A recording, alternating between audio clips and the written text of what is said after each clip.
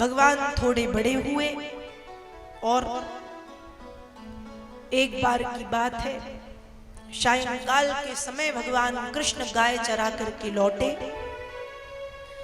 जब गाय चरा करके लौटे तो कन्हैया ने देखा कि नंद बाबा और नंद बाबा के साथ कुछ अन्य ग्वाल वाल किसी यज्ञ की तैयारी में लगे हैं। तो भगवान पूछते हैं कि बाबा आप क्या कर रहे हैं?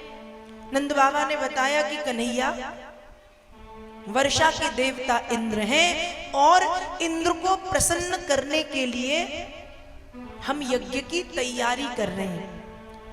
तो कन्हैया कहते हैं कि बाबा क्या आपने इंद्र को कभी बारिश करते हुए देखा है? नंद बाबा ने कहा लल्ला देखा तो नहीं, पर पूर्वज कहते थे कि वर्षा के देवता इंद्र हैं, तो हम मानते हैं कि वर्षा के देवता इंद्र हैं। भगवान ने कहा वर्षा के देवता इंद्र नहीं है तो कौन? कहा ये गिरिराज गोवर्धन पर्वत। नंद बाबा ने कहा वो पहाड़? भगवान ने कहा अरे बाबा पहाड़ तो मत बोलो। क्यों ना बोलूं पहाड़? पहाड़ तो पहाड़ी है। कहा पहाड़ नहीं है, हमारे ब्रज के प्रत्यक्ष देवता और वर्षा के देवता गिरिराज गोवर्धन पर्वत। द्वापर युग के 3 तत्व जो आज भी वृंदावन में देखने को मिलते हैं ज्यों के त्यों। एक तो गिरिराज गोवर्धन जो द्वापर युग से अब तक है, दूसरी यमुना महारानी और तीसरी ब्रज की रज। यमुना महारानी, ब्रजरज और गिरिराज गोवर्धन। इसलिए जब भी वृंदावन जाओ तो गिरिराज की परिक्रमा करो, यमुना मैया का दर्शन करो, साथ ही उस ब्रजरज को अपने माथे से लगाओ, क्योंकि ये 3 चीजें ऐसी हैं जो द्वापर युग से अब तक ज्यों की त्यों है। प्रत्यक्ष प्रमाण द्वापर युग का गोवर्धन पर्वत, यमुना मैया और ब्रज की धूल। तो भगवान ने कहा कि वृंदावन के प्रत्यक्ष देवता, वर्षा के देवता गिरिराज गोवर्धन। नंद बाबा ने कहा बताना जरा कैसे? भगवान बोले गिरिराज गोवर्धन पर्वत पर कम से कम हजारों वृक्ष लगे हैं और उन वृक्षों के कारण ही वृष्टि होती है। यदि वृक्ष ना हो तो इंद्र क्या कर लेगा? यदि वृक्ष ना हो तो पानी नहीं गिरेगा। आज देखो गली गली लिखा रहता है, चौराहे चौराहे वृक्ष लगाओ, वृक्ष लगाओ, वृक्ष लगाओ। क्यों? क्योंकि वृक्ष काटे जा चुके हैं, प्रकृति का संतुलन बिगड़ गया है। भगवान ने ये बात कितने हजारों साल पहले बता दी कि गोवर्धन पर हजारों वृक्ष लगे हैं और वृक्षों के कारण ही जल वृष्टि होती है।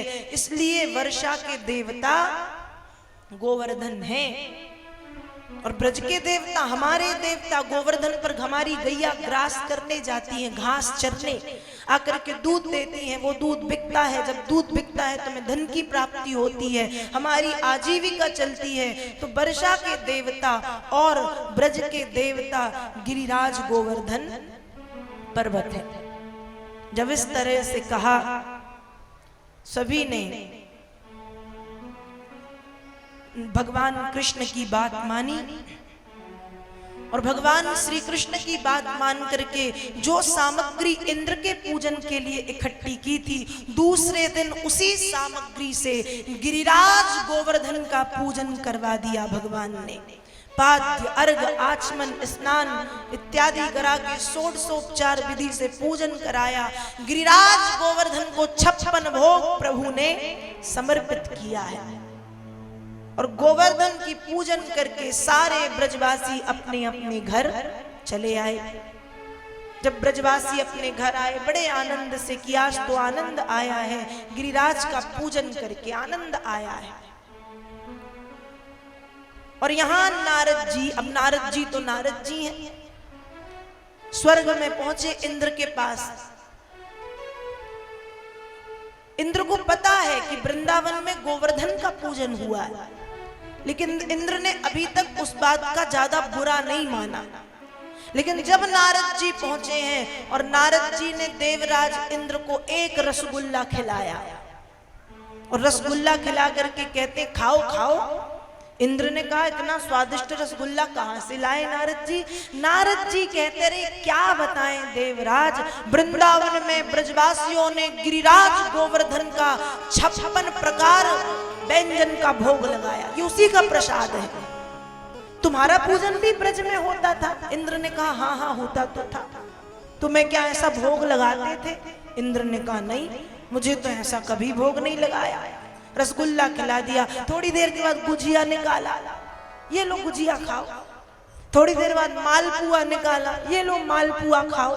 थोड़ी देर बाद रबड़ी निकाली, ये लो रबड़ी खाओ। और जब नारद जी का तो काम ही यही है।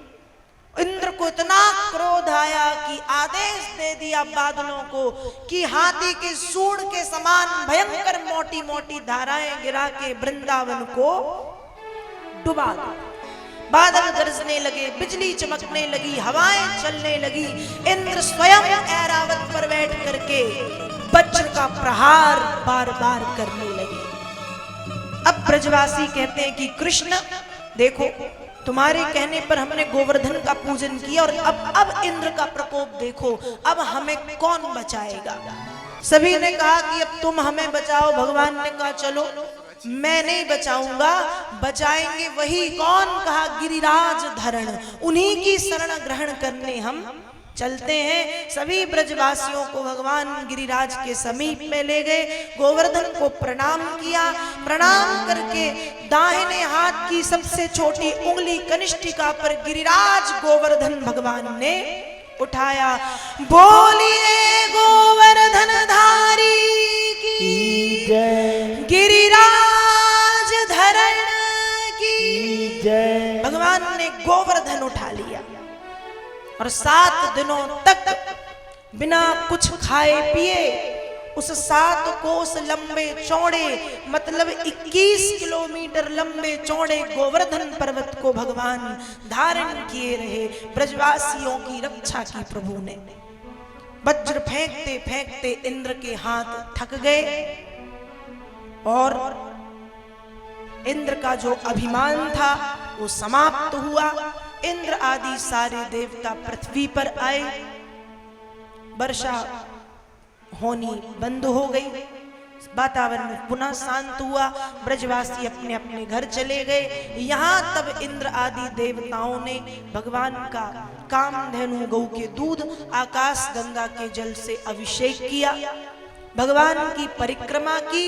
गोविंद और गोपाल कह करके देवताओं ने, इंद्र ने भगवान की स्तुति की। भगवान को गोविंद और गोपाल देवताओं के द्वारा नाम प्रदान किया गया।